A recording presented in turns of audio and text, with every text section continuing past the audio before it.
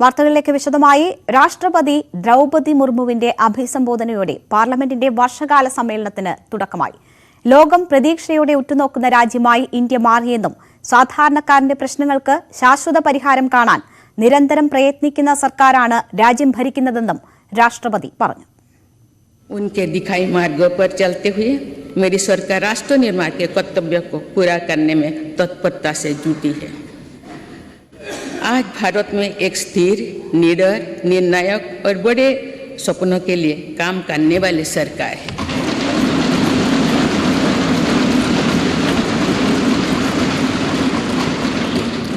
आज भारत में ईमानदार का सम्मान करने वाली सरकार है।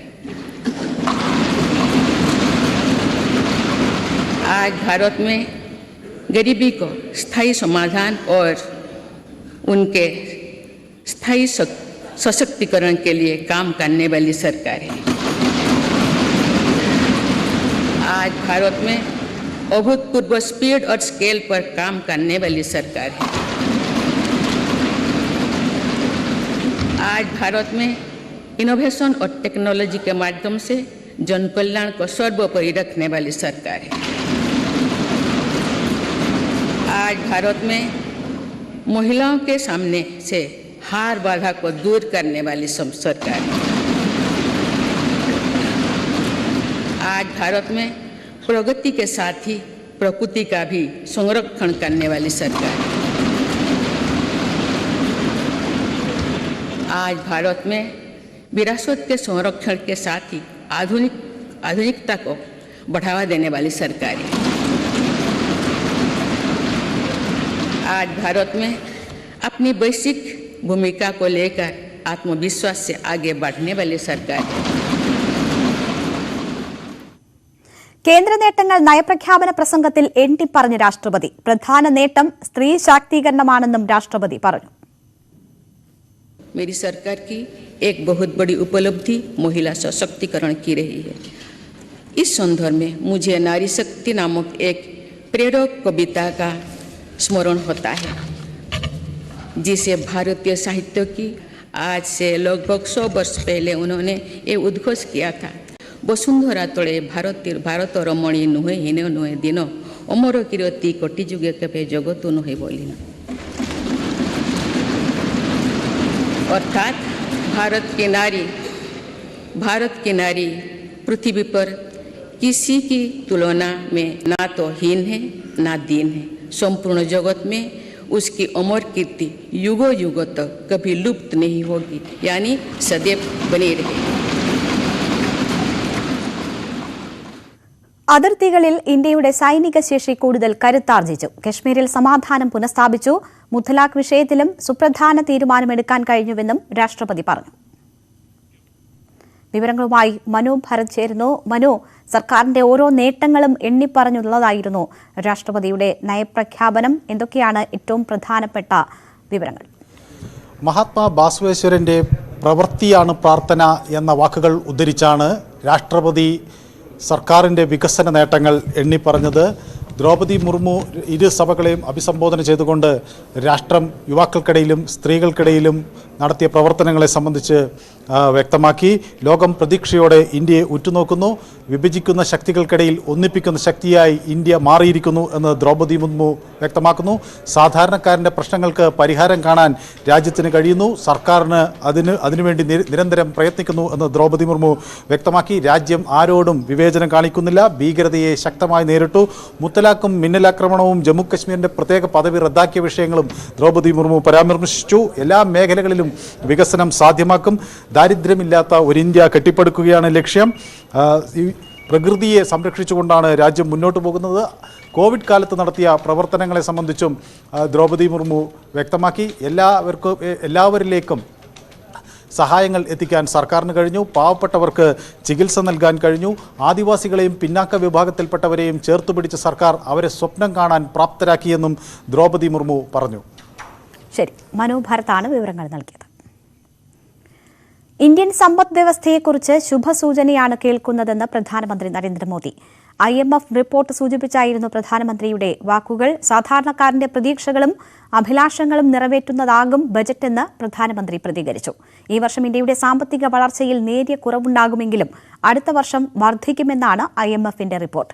നിലവിൽ 6.8 വളർച്ചാ നിരക്ക് 6.1 കുറയുമെന്നാണ് IMF പറയുന്നത്. भारतीय जनता पार्टी के नेतृत्व में एनडीए सरकार, उसका एक ही मकसद रहा है, एक ही मोटो रहा है, एक ही लक्ष्य रहा है और हमारी कार्य संस्कृति के केंद्र बिंदु में भी एक ही विचार रहा है, इंडिया फर्स्ट, सिटीजन फर्स्ट। सबसे पहले देश, सबसे पहले देशवासी, उसी भावना को आगे बढ़ाते हुए ये बजट सत्र में भी तकरार भी रहेगी, लेकिन तकरीर भी तो होनी चाहिए। और मुझे विश्वास है कि हमारे विपक्ष के सभी साथी बड़ी तैयारी के साथ, बहुत बारीकी से अध्ययन करके सदन में अपनी बात रखेंगे।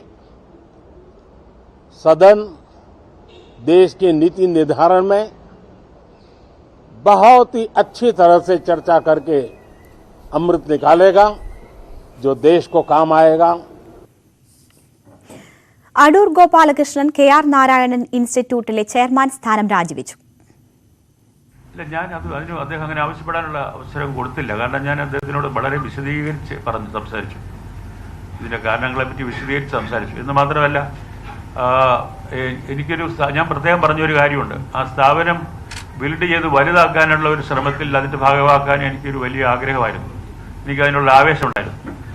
എന്നെപ്പോലെ എൻ്റെ കൂടെ നിന്ന് പ്രവർത്തിച്ച, ഒരുപക്ഷെ എന്നേക്കാൾ കൂടെ പ്രവർത്തിച്ച ആളാണ് ശങ്കർമോഹൻ. അങ്ങനെ ഒരാൾ അവിടെ നിന്ന് വിട്ടുപോകുന്നു. അവിടുത്തെ പ്രധാനപ്പെട്ട പ്രൊഫസർസ് എല്ലാം ശങ്കരമോഹൻ്റെ എന്ന ഒരാളിനെ അവിടുന്ന്, അതും അത്രയും യോഗ്യനായിട്ടുള്ള ഒരാളിനെ പുറത്തുവിടുന്നതിലുള്ള പ്രതിഷേധം കൊണ്ട് മാത്രം അവരെല്ലാം രാജിവെച്ചൊഴിയുന്നു. ഈ അവസ്ഥയിൽ എന്നോട് അദ്ദേഹം തീർച്ചയായിട്ടും ഞാൻ പറഞ്ഞു, ഈ നാശത്തിലേക്ക് പോകുന്ന ഒരു സ്ഥാപനത്തിന്റെ ചെയർമാനായിട്ട് എനിക്ക് താല്പര്യമില്ല. ശങ്കർമോഹൻ മികച്ച പ്രൊഫഷണലാണ്. അദ്ദേഹത്തോളം ചലച്ചിത്ര സംബന്ധമായ അറിവോ പ്രവർത്തന പരിചയമോ ഉള്ള വ്യക്തി ഇന്ത്യയിലില്ല. അദ്ദേഹത്തെ ക്ഷണിച്ചു വരുത്തി അപമാനിച്ച് പടികടത്തി വിടുകയാണ് ചെയ്തതെന്ന് അടൂർ പറഞ്ഞു. 4 പതിറ്റാണ്ടിലധികം കാലം പ്രശസ്തമായ രീതിയിൽ സർക്കാർ സേവനം നടത്തിയിട്ടുള്ള ആളാണ്. ഇദ്ദേഹത്തോളം ചലച്ചിത്ര സംബന്ധമായ അറിവോ പ്രവർത്തന പരിചയമോ ഉള്ള മറ്റൊരു വ്യക്തി ഇന്ത്യയിലില്ല. ഞാൻ ഈ പറയുന്നതിൽ യാതൊരു അതിശയോക്തിയുമില്ല. അത്തരത്തിലുള്ള ഒരു മലയാളി പ്രൊഫഷണലെയാണ് നമ്മൾ ക്ഷണിച്ചു വരുത്തി അടിസ്ഥാനരഹിതമായ ദുരാരോപണങ്ങളും വൃത്തികെട്ട അധിക്ഷേപങ്ങളും സത്യവിരുദ്ധമായ കുറ്റാരോപണങ്ങളും നടത്തി അപമാനിച്ച് പടികടത്തിവിട്ടത്. സമരാഘോഷങ്ങൾക്ക് പിന്നിൽ ആരെന്നത് അന്വേഷിക്കണമെന്നും അടൂർ ആവശ്യപ്പെട്ടു. വിവരങ്ങളുമായി ഉമേഷ് ബാലകൃഷ്ണനുണ്ട്. ഉമേഷ്, രാജിക്കത്ത് മുഖ്യമന്ത്രിക്ക് നൽകി, അത് സ്ഥിരീകരിക്കുന്നു, കാരണങ്ങൾ അദ്ദേഹം വിശദീകരിക്കുന്നു, ഒപ്പം തന്നെ അന്വേഷണം വേണം എന്നൊരാവശ്യം കൂടി അടൂർ മുന്നോട്ട് വയ്ക്കുന്നുണ്ട്. എന്താണ് വാർത്താസമ്മേളനത്തിൽ അദ്ദേഹം പറഞ്ഞ കാര്യങ്ങൾ? ഇന്നലെയാണ് മുഖ്യമന്ത്രിയെ നേരിട്ട് കണ്ട് രാജി സമർപ്പിച്ചത്. അതിനുശേഷം ഇന്ന് വാർത്താസമ്മേളനം നടത്തുകയായിരുന്നു. വാർത്താസമ്മേളനത്തിൽ 5 പേജുള്ള വിശദീകരണക്കുറിപ്പും അദ്ദേഹം പൂർണ്ണമായി വായിച്ചു.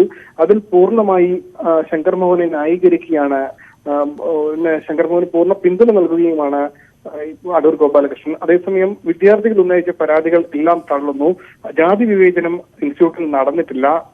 കൂടാതെ തൊഴിലാളികൾ, അതായത് ശുചീകരണ തൊഴിലാളികൾ ഉന്നയിച്ച ആരോപണങ്ങളും പൂർണ്ണമായി തള്ളുന്നു. ശുചീകരണ തൊഴിലാളികൾക്കിടയിൽ ദളിത് വിഭാഗത്തിൽപ്പെട്ട ആരുമില്ല. അവരാരും ശങ്കർമോഹന്റെ വീട്ടിലെത്തി ശുചിമുറി വൃത്തിയാക്കിയിട്ടുമില്ല. വീട്ടിന്റെ പരിസരം മാത്രമാണ് വൃത്തിയാക്കിയതെന്നും അദ്ദേഹം ന്യായീകരിക്കുന്നുണ്ട്. അതുകൂടാതെ നിലവിൽ 3 അന്വേഷണമാണ് ഇൻസ്റ്റിറ്റ്യൂട്ടിൽ നടന്നത്. അതിലൊന്ന് അടൂർ ഗോപാലകൃഷ്ണൻ നേരിട്ട് നടത്തിയ അന്വേഷണമാണ്. അതുകൂടാതെ ഉന്നത വിദ്യാഭ്യാസ വകുപ്പ് നിയോഗിച്ച ഒരു അന്വേഷണ കമ്മീഷനും മുഖ്യമന്ത്രി നിയോഗിച്ച അന്വേഷണ കമ്മീഷനും അവിടെ നേരിട്ടെത്തി തെളിവെടുത്ത് റിപ്പോർട്ട് സമർപ്പിച്ചിരുന്നു. ഈ 2 റിപ്പോർട്ടുകളും ശങ്കർ മോഹനും അടൂർ ഗോപാലകൃഷ്ണനും എതിരായിരുന്നു. മുഖ്യമന്ത്രി നിയോഗിച്ച അന്വേഷണ കമ്മീഷൻ പോലും ശങ്കർ മോഹന്റെ മൊഴി പോലും എടുത്തില്ല എന്നും അദ്ദേഹം ആരോപിക്കുന്നുണ്ട്. എന്തായാലും രാജി സർക്കാർ സ്വീകരിച്ചു കഴിഞ്ഞു. മറ്റു കാര്യങ്ങൾ, അതായത് രാജിവെച്ച കാര്യങ്ങൾ അടക്കം മാധ്യമങ്ങളിലൂടെ മാത്രമാണ് താൻ അറിഞ്ഞതെന്ന് ഉന്നത വിദ്യാഭ്യാസ വകുപ്പ് മന്ത്രിയും പ്രതികരിച്ചു. കൂടാതെ വിദ്യാർത്ഥികളെ വിശ്വാസത്തിലെടുക്കാൻ ഇൻസ്റ്റിറ്റ്യൂട്ടിലെ നേതൃത്വത്തിന് കഴിഞ്ഞില്ല എന്നുള്ള ഒരു ആക്ഷേപവും ഉന്നത വിദ്യാഭ്യാസ മന്ത്രി പറഞ്ഞു. ഉമേഷ് ബാലകൃഷ്ണനാണ് വിവരങ്ങൾ നൽകിയത്. അടൂരിന്റെ വാർത്താ സമ്മേളനത്തിന് പിന്നാലെ ശുചീകരണ തൊഴിലാളികൾ വീണ്ടും മാധ്യമങ്ങളെ കണ്ടു. ശങ്കർ മോഹന്റെ വീട്ടിലെ ശുചിമുറി കഴുകിപ്പിച്ചു എന്ന് അവർ ആവർത്തിച്ചു. ദളിത് വിഭാഗത്തിൽപ്പെട്ടവർ ശുചീകരണ തൊഴിലാളികളുടെ കൂട്ടത്തിൽ ഇല്ലെന്ന് അടൂർ പറയുന്നത് തെറ്റാണെന്നും അവർ പറഞ്ഞു. സത്യത്തിൽ ഇത്രയും അടൂർ സാർ പറഞ്ഞൊരു കാര്യം, ഇത്രയും വിദ്യാസമ്പന്നരായ ആൾക്കാർ ഇത്രയും മോശമായ കള്ളം പറയുന്നതിൽ ഭയങ്കര സങ്കടമുണ്ട്. ഞങ്ങളുടെ വിദ്യാഭ്യാസ കുറവ് കൊണ്ടാണോ എന്നറിയില്ല, ഞങ്ങൾ കള്ളത്തരവല്ല ഞങ്ങൾ പറഞ്ഞിരിക്കുന്നത്, ഞങ്ങൾ സത്യസന്ധമായ കാര്യമാണ് പറഞ്ഞിരിക്കുന്നത്. ഞങ്ങൾ അന്നേരവും പറയുന്നത് ഞങ്ങൾ ഏറ്റവും വിശ്വസിക്കുന്ന ഈശ്വരനില്ല. ഈശ്വരനെ സാക്ഷി നിർത്തി അവർ ഒരു വാക്ക് ഞങ്ങൾ കക്കൂസ സ്ക്രബർ കൊണ്ട് കഴിയിച്ചിട്ടില്ല എന്ന് അവർ ഏതെങ്കിലും ഒരു ഈശ്വരനെ സാക്ഷി നിർത്തി ഒന്ന് പറഞ്ഞിരുന്നെങ്കിൽ ഞങ്ങൾ എപ്പോഴും ആഗ്രഹിക്കുന്ന ഒരു കാര്യം. അല്ലാതെ ഞങ്ങൾക്ക് വേറെ തെളിയിക്കാൻ, ഈശ്വരനല്ലാതെ തെളിയിക്കാൻ ഞങ്ങൾക്ക് മറ്റൊരു മാർഗവുമില്ല. ഞങ്ങൾ പല പ്രാവശ്യം ചോദിച്ചിട്ടുണ്ട്, ഒരു ഗ്ലൗസ് തരാവോ, കുഞ്ഞു പിള്ളേരുള്ളതാണ് വീട്ടിൽ, അവർ കൂടി ചെല്ലുമ്പോൾ വരികയില്ല. ഞങ്ങളുടെ അല്ലേ, പേടിക്കണ്ട എന്ന് പറഞ്ഞ് ആ സ്ത്രീ എന്താ ഇങ്ങനെ പറയുന്നതെന്ന്, അവരുടെ വിദ്യാഭ്യാസമായിരിക്കും അങ്ങനെ പറയുന്ന കള്ളത്തരം പറയുന്നതെന്നാണ് ഞാൻ വിശ്വസിക്കുന്നത്, ഞങ്ങൾ വിശ്വസിക്കുന്നത്. ഇൻസ്റ്റിറ്റ്യൂട്ടിൽ ദളിത് വിവേചനം നടന്നു എന്ന നിലപാടിൽ ഉറച്ചു നിൽക്കുന്നുവെന്ന് യൂണിയൻ ചെയർമാൻ ശ്രീദേവും പറഞ്ഞു. അടൂരിന്റെ പ്രതികരണത്തെ ഈ അന്വേഷണ കമ്മീഷൻ പുറത്തുവിട്ട് കഴിഞ്ഞാൽ അതിൽ ഏകദേശം യാഥാർത്ഥ്യങ്ങളൊക്കെ മനസ്സിലാവുമെന്നാണ് ഞാൻ വിശ്വസിക്കുന്നത്.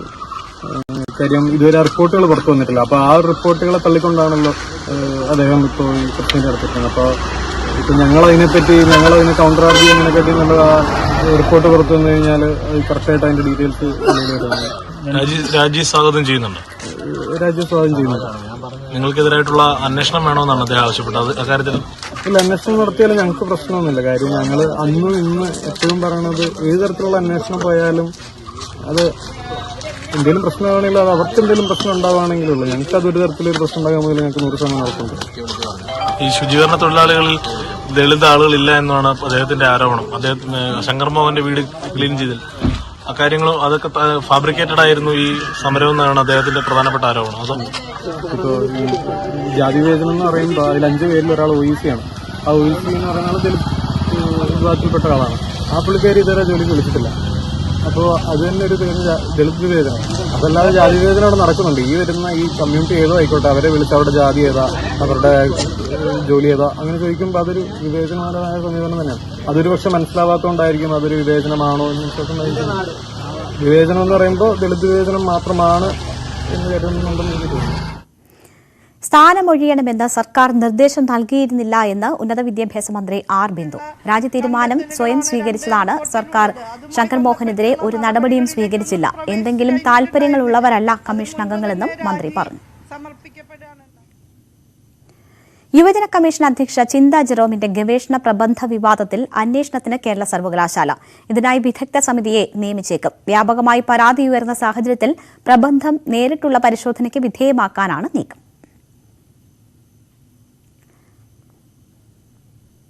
ഗവേഷണ പ്രബന്ധത്തിലെ പിഴവിൽ വിശദീകരണവുമായി യുവജന കമ്മീഷൻ അധ്യക്ഷ ചിന്ത ജെറോം. സാന്ദർഭികമായ പിഴവാണ് സംഭവിച്ചത്, നോട്ടപ്പിശകുണ്ടായി, മനുഷ്യസഹജമായ തെറ്റാണ് ഇതെന്നും ചിന്ത വിശദീകരിച്ചു. ഒരു വരി പോലും മറ്റൊരിടത്ത് നിന്ന് പകർത്തി എഴുതിയിട്ടില്ല. ചില ലേഖനങ്ങളുടെ ആശയങ്ങൾ ഉൾക്കൊള്ളുക മാത്രമാണ് ചെയ്തത്. പുസ്തക രൂപത്തിലാക്കുമ്പോൾ തെറ്റ് തിരുത്തുമെന്നും ചിന്ത പറഞ്ഞു. അതൊരു പുസ്തക രൂപത്തിലേക്ക് നമുക്ക് നമ്മുടെ ഗവേഷണ പ്രബന്ധം മാറ്റുന്ന ഒരു വർക്ക് ഞാൻ ഇതിനകം തന്നെ ആരംഭിച്ചിട്ടുണ്ടായിരുന്നു. അപ്പൊ ആ ഒരു ഘട്ടത്തിലാണ് ഇത്തരത്തിലുണ്ടായ നോട്ടപ്പിശക് ചൂണ്ടിക്കാണിച്ചത്.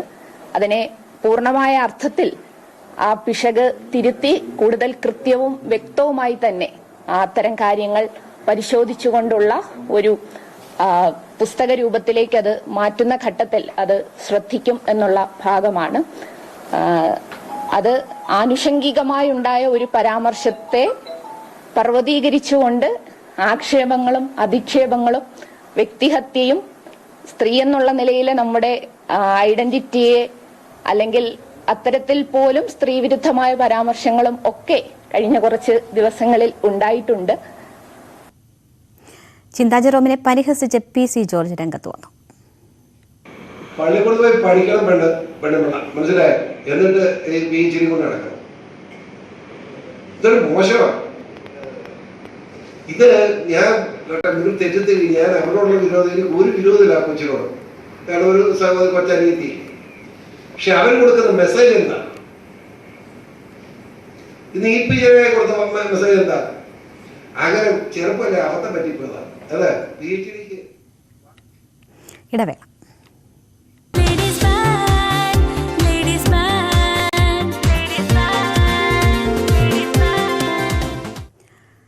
കോട്ടയം അതിരമ്പുഴ പള്ളിപ്പെരുന്നാളിൽ ഇത്തവണ താരമായത് ഫാദർ ജസ്റ്റിനാണ്. ബാൻഡ് സംഘത്തിനൊപ്പം ചുവടുവയ്ക്കുന്ന ഫാദർ ജസ്റ്റിന്റെ ദൃശ്യങ്ങൾ സോഷ്യൽ മീഡിയയിൽ വൈറലാണ്.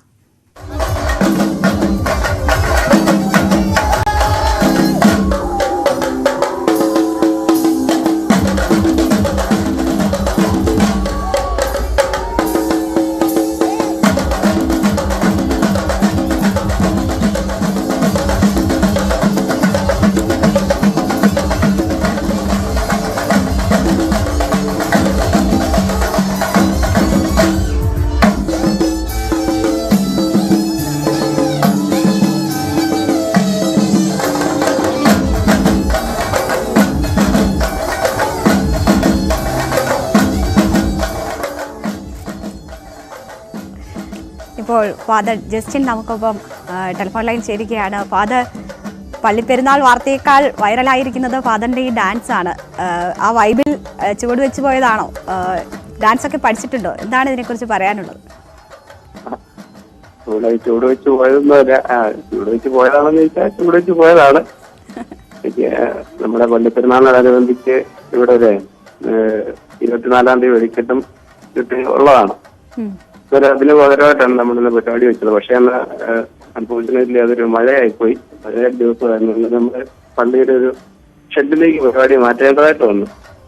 അന്നേരം നമ്മുടെ കാൽവരി പള്ളി, നമ്മുടെ ജോസേട്ടൻ സ്റ്റഡീസ് എന്ന് പറഞ്ഞൊരു നമ്മുടെ കാര്യങ്ങൾ നടത്തുന്ന ഇൻസ്ട്രുമെന്റ് ഫ്യൂഷൻ നടത്തുന്നവരാണ് നമ്മളിവിടെ നമുക്ക് വേണ്ടി പരിപാടി ഇവിടെ ചെയ്ത്. അവർക്ക് അത്രയും പല പരിപാടിക്കുള്ളിൽ എന്തുകൊണ്ട് ചെയ്യാനുള്ള കാര്യം വളരെ ബുദ്ധിമുട്ടായിരുന്നു. അവർ വിചാരിച്ചിട്ട് ഒരു സ്വീകരണം കിട്ടാത്തൊരു സ്ഥലമായിരുന്നു ആ സമയത്ത്. ഇതാരാണ് ഇതിങ്ങനെ പകർത്തി സോഷ്യൽ മീഡിയയിൽ പങ്കുവെച്ചത്? അതെനിക്ക് അറിയില്ല. പലയിടത്തുനിന്ന് വരുന്നവരാണ് നമ്മുടെ അതിരമ്പുഴ പള്ളി. അതിരമ്പുഴ പള്ളിയുടെ പെരുന്നാൾ എന്ന് പറയുമ്പോൾ അതിരമ്പുഴ ഇടവക്കാരുടെ മാത്രമല്ല, ഈ നാട്ടിന്റെ മുഴുവൻ ഒരു ഉത്സവമാണ്. അവിടെ പലയിടത്തുനിന്ന് ആൾക്കാർ വരുന്നുണ്ട്. പല ഇടവ് ഇവിടെ തന്നെയുള്ള പുറമെ ആൾക്കാർ വരുന്നുണ്ട്. ഒത്തിരി ആൾക്കാർ വരണോ? ആരെ ഇട്ടതെന്നൊന്നും എനിക്കറിയില്ല. ഞാനും അറിഞ്ഞില്ല കാര്യം. പാട്ടും ഡാൻസും ഒക്കെ ഇഷ്ടമാണോ? ഡാൻസ് പഠിച്ചിട്ടുണ്ടോ? പഠിച്ചിട്ടൊന്നുമില്ല. ഇഷ്ടമാണ്. ഡാൻസ് കളിക്കാൻ ഇഷ്ടമാണ്. ഡാൻസ് കളിക്കുന്നവരെ പ്രോത്സാഹിപ്പിക്കാറുണ്ട്. ഇതിപ്പോ ഈ വൈറലാവുമ്പോ എന്താണ് തോന്നുന്നത്? സന്തോഷമാണോ അതോ? വൈറലാകുമ്പോ പ്രത്യേകിച്ചൊന്നും തോന്നില്ല. അതോ അങ്ങനെ വൈറലാകാനും ഒരു കാര്യം ഉണ്ടായിട്ട് എനിക്ക് തോന്നുന്നില്ല. ഒരു നമ്മുടെ കുട്ടികളെയൊക്കെ ആവശ്യമൊക്കെ ആയിട്ട് അതിന്റെ ആ പരിപാടിയുടെ ഒരു മാറ്റ് കുറഞ്ഞു പോയിരുന്നല്ലോ എന്ന് കരുതി. മഴയായിരുന്നു. എല്ലാവരും പുറത്തൊക്കെ കളിക്കുന്നുണ്ടായിരുന്നു. എല്ലാവരും നമ്മള് അവിടെ നിൽക്കുന്നവരോട് ഒന്ന് കൂട്ടി കൊടുത്താലേ അവർക്ക് പരിപാടി ചെയ്യാനായിട്ട് പറ്റുള്ളൂ എന്ന് തോന്നിയത് കൊണ്ട് നമ്മളൊന്ന് പിള്ളേരെ ഒന്ന് പ്രോത്സാഹിപ്പിക്കാൻ വേണ്ടി ചെയ്തതാണ്. വേറൊരു ഉദ്ദേശം കൂടി ചെയ്തത്. ഇത് കണ്ടിട്ട് ആരെങ്കിലും ഒക്കെ വിളിച്ചോ? സഭയിലെയോ അല്ലെങ്കിൽ അങ്ങനെ പുരോഹിതരോ അങ്ങനെയൊക്കെ വിളിച്ചോ? ആരും വിളിച്ചില്ല. അങ്ങനെ വിളിക്കാനും മാത്രമൊന്നും ഇല്ലെന്നാണ് എനിക്കും തോന്നുന്നത്. വിളിക്കാനും മാത്രമൊന്നുമില്ല. പക്ഷെ ഇങ്ങനെയാണ് നമ്മുടെ സോഷ്യൽ മീഡിയ നമ്മുടെ കൂട്ടായിരിക്കും കണ്ടവര് അങ്ങോട്ടും ഇങ്ങോട്ടും ഷെയർ ചെയ്ത് കൊടുത്ത് ഇങ്ങനെ ഒരു കാര്യമായതായിരിക്കാം. എല്ലാരും അങ്ങനെയൊക്കെ നന്നായിരുന്നു വെച്ചാ ഡാൻസ് എന്ന് പറയുമ്പോൾ ഒരു സന്തോഷമുണ്ട്. എന്തായാലും ഫാദർ പൊളി ഡാൻസ് ആണ്. പൊളി ഡാൻസ് ആണ്. ഇനിയും പെരുന്നാളുകൾക്ക് ഫാദർ ഇതുപോലെ ഡാൻസ് കളിച്ച് മുന്നിൽ തന്നെ ഉണ്ടാവണം. ഞങ്ങളോട് സംസാരിച്ചതിന് വളരെയധികം നന്ദി.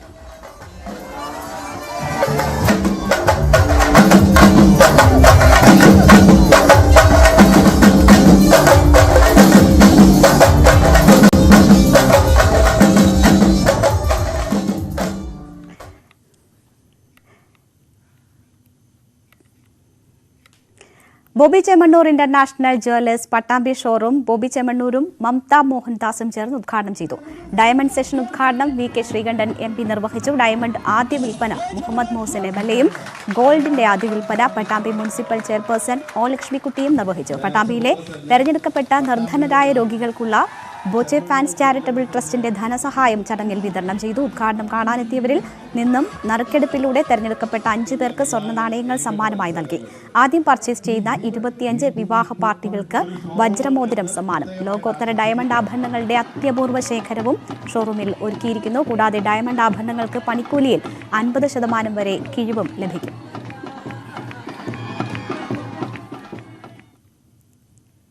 ലേഡീസ് ബാൻഡ് പൂർണ്ണമാകുന്നു. നമസ്കാരം.